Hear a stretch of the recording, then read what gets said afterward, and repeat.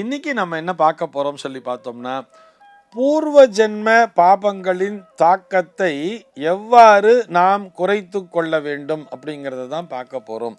முதல்ல பூர்வ ஜென்ம பாபம் அப்படின்னா என்ன, அதனுடைய பலன் என்ன அப்படின்னு சொல்லி பார்த்தோம்னா, போன ஜென்மத்தில் செஞ்ச பாவத்தினுடைய விளைவாக நாம் இந்த ஜென்மத்திலே ஏதோ ஒரு விஷயத்தில் கஷ்டப்பட்டு இருக்கோம் அப்படிங்கிறது தானே பூர்வ ஜென்ம கர்மா அப்படின்னு சொல்லிட்டு இருக்கா. இதை நம்முடைய சாஸ்திரம் நமக்கு எப்படி தெரியுமா சொல்றது?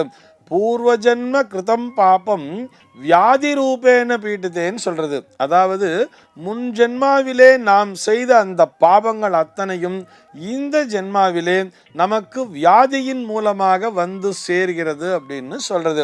ரொம்ப நல்லவன் தான்ப்பா, எவ்வளவோ நல்லது பண்ணியிருக்கான், நிறைய புண்ணியங்கள்லாம் பண்ணியிருக்கான், ஆனால் அவனுக்கு போய் இந்த மாதிரி ஒரு டிசீஸ் வந்துருச்சே, பாவம் வந்திருக்க கூடாது, அவன் எனக்கு தெரிஞ்சு எந்த பாவமும் பண்ணதில்லையேன்னு சொன்னா அது முன் ஜென்ம வினையானது தொடர்ந்து கொண்டிருக்கிறது என்பதை நாம் புரிந்து கொள்ள வேண்டும். அந்த வியாதியினை அனுபவித்து தீர்ப்பதுதான் அதற்கான பரிகாரம் என்பதையும் புரிந்து கொள்ள வேண்டும்.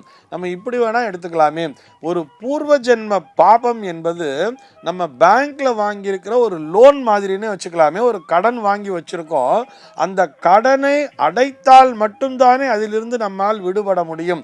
அதனை விட்டுட்டு நம்ம மாசம் அதற்குரிய இஎம்ஐயை கட்டலை, அதற்குரிய இன்ட்ரெஸ்ட்டை கட்டலைன்னு சொன்னா அது மேலே மேலே என்ன ஆகிட்டே இருக்கும், வட்டி போட்டு மேலே அந்த கடன் சுமையானது தொடர்ந்து கொண்டேதானே இருக்கும். இப்படி முன்ஜென்ம கர்மா, அதாவது பூர்வ ஜென்ம பாபம் என்பது நாம் பேங்க்ல வாங்கியிருக்கிற லோன் மாதிரி. அதே நாம் செய்த புண்ணியம் என்பது நம்ம ஏற்கனவே செஞ்சு வச்சிருக்கிற டெபாசிட் மாதிரியும் எடுத்துக்கலாம். இந்த டெபாசிட் இன்க்ரீஸ் ஆக இந்த புண்ணிய செயல்கள் என்பது அதிகரிக்க இந்த கடன் சுமை என்பதும் குறைந்து கொண்டே வருகிறது அப்படிங்கிறதையும் நம்ம புரிஞ்சுக்கணும். ஆக பூர்வ ஜென்ம பாபத்திலிருந்து நாம் விடுபட வேண்டும், அதனுடைய தாக்கத்தினை குறைத்து கொள்ள வேண்டும்னு சொன்னா இந்த ஜென்மாவிலே நாம் நிறைய புண்ணிய காரியங்களை தொடர்ந்து செய்து கொண்டே இருக்க வேண்டும். இந்த புண்ணிய காரியங்கள் செய்து கொள்வதன் மூலமாக நம்முடைய டெபாசிட்டுங்கிறது இன்க்ரீஸ் ஆகிட்டே இருக்கு. அந்த டெபாசிட்ல வரக்கூடிய ஒரு இன்ட்ரெஸ்ட் அப்படின்னு இருக்கு இல்லையா, அந்த இன்ட்ரெஸ்ட், அந்த வட்டியானது இந்த கடன் சுமையையும் குறைக்கின்ற வகையிலே உபயோகப்படுகிறது அப்படின்னு கூட எடுத்துக்கலாம். இங்கிருந்து அங்க அதுக்கு டிரான்ஸ்ஃபர் ஆகிறது அந்த மணி ஆனது. அப்படி இந்த பூர்வ ஜென்ம பாபத்தினை இந்த சிரமங்களை அனுபவிப்பதன் மூலமாக கொஞ்சம் கொஞ்சமாக அதனை குறைத்து கொண்டே வர முடியும். நமக்கு ஏதோ ஒரு கஷ்டம் வர்றது அப்படின்னு சொன்னா அந்த கஷ்டத்தை நினைத்து நாம் கவலைப்படவே கூடாது. ஒரு கஷ்டம் வந்துருச்சு, ஒரு சிரமம் வர்றதுன்னு சொன்னா அங்கே நாம் சந்தோஷப்பட வேண்டும். இதைத்தான் வள்ளுவர் என்பவர் எப்படி சொல்லியிருப்பார் பார்த்தோம்னா, இடுக்கண் வருங்கால் நகுக அப்படின்னு சொல்லியிருப்பார். அப்ப அந்த இடுக்கண் வருதுன்னு சொன்னா நம்முடைய கடன் சுமை குறையுதுன்னு தானே அர்த்தம். அந்த கஷ்டத்தை நாம் அனுபவிப்பதன் மூலமாக நம்ம ஏற்கனவே வாங்கியிருக்கிற அந்த லோன்ல ஒரு பாதியை நம்ம கட்டிட்டோம் தானே அர்த்தம். அப்போ நம்ம அதை பார்த்து சந்தோஷப்படணுமே தவிர அந்த கஷ்டத்தை நினைத்து வருத்தப்படவே கூடாது. அந்த நேரத்தில் அந்த கஷ்டப்படும் போது நம்ம எப்படி நினைக்கிறோம்னு சொன்னா, இறைவா இந்த துன்பத்தை தாங்குகின்ற அளவிற்கு எனக்கு பலத்தினை தா அப்படின்னு சொல்லி தான் நம்ம பிரார்த்தனையை வச்சுக்கணும். ஒவ்வொரு மனிதனுமே வாழ்விலே அந்த துன்பத்தை அனுபவிக்கும் பொழுது அந்த துன்பத்தின் மூலமாக தான் செய்த அந்த கர்ம வினைகளை தீர்க்கிறான் என்றுதான் பொருள். அப்படியே அது ஒரு கொஞ்ச காலம் தானே, எதுவும் சில காலம் அப்படிங்கிற மாதிரி. அதிகபட்சமா மிஞ்சி போனா பார்த்தோம்னா ஒரு மனுஷன் கஷ்டப்படுறான்னு சொன்னா மேக்சிமமா ஒரு 30 வருஷம் மட்டும்தான் கஷ்டப்படுவான்.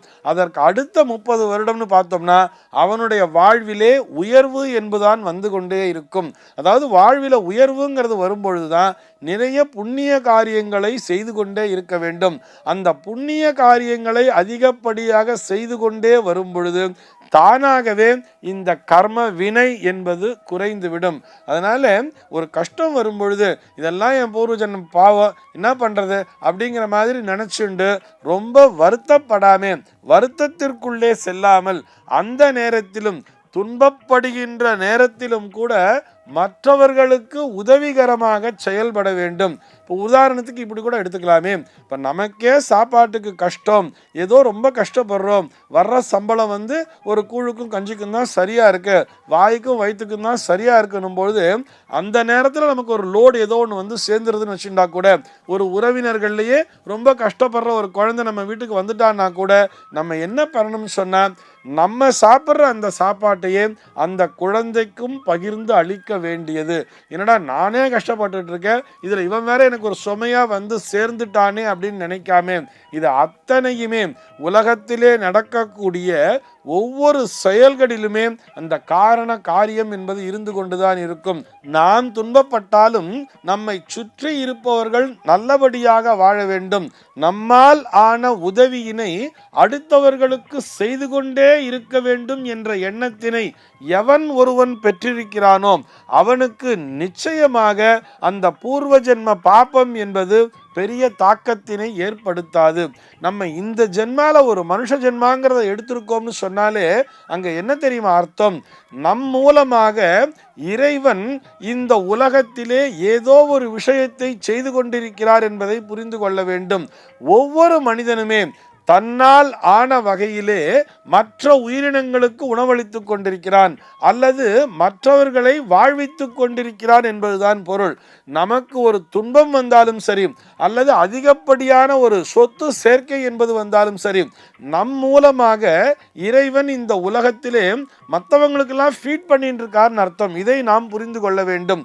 ஒரு மிகப்பெரிய தொழிலதிபர் ஒருத்தர் இருக்காருன்னு சொன்னா, அவர்கிட்ட எதுக்கு அவ்வளோ சொத்துக்களை கொடுத்துருக்காருன்னு சொன்னா, அவர் மூலமாக ஒரு 100 குடும்பங்கள் வாழ வேண்டும், அந்த 100 குடும்பங்களுக்கு இறைவன் உணவளித்து கொண்டிருக்கிறான் என்பதுதான் பொருள். அதே மாதிரிதான் இந்த பூர்வ ஜென்ம பாபம் என்பதை நினைத்து நாம் வருத்தப்பட வேண்டிய அவசியமே இல்லை. ஏன்னு சொன்னா, அரிது அரிது மானிடராய் பிறத்தல் அரிதுன்னு சொல்லியிருக்கா இல்லையா? நம்ம பூர்வ ஜென்மத்தில் எப்படி பாவம் செய்திருந்தாலும் மிக உசத்தியான, அதாவது இருக்கின்ற பிறவியிலேயே மிக உயர்ந்த பிறவி இந்த மானுட பிறவின்னு சொல்றா.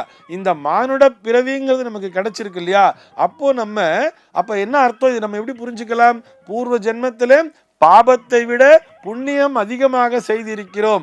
அந்த புண்ணியத்தின் விளைவாகத்தான் நாம் இந்த ஜென்மாவிலே மனித பிறவியை எடுத்திருக்கிறோம் அப்படிங்கிறத புரிஞ்சுக்கணும். இந்த மனித பிறவியின் மூலமாக, இந்த கிடைத்தற்கரிய மனித பிறவியின் மூலமாக நம்மால் ஆன புண்ணிய காரியங்களை செய்து கொண்டே இருக்கும் பொழுது தானாகவே இந்த பூர்வ ஜென்ம பாபம் என்பது கொஞ்சம் கொஞ்சமாக கரைந்துவிடும்.